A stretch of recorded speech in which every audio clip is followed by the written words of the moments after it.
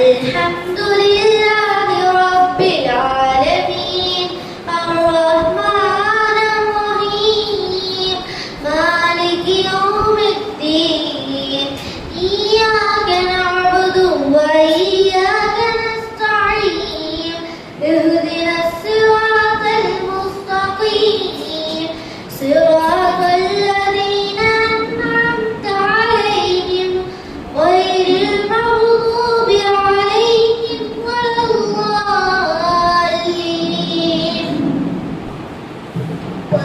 விரட்டப்பட்ட ஷைத்தானின் தீங்கை விட்டும் அல்லாஹ்விடம் பாதுகாவல் தேடுகிறேன். அளவற்ற அருளாளனும் நிகரற்ற அன்புடையும் ஆகிய அல்லாஹ்வின் பெயரால் ஆரம்பம் செய்கிறேன்.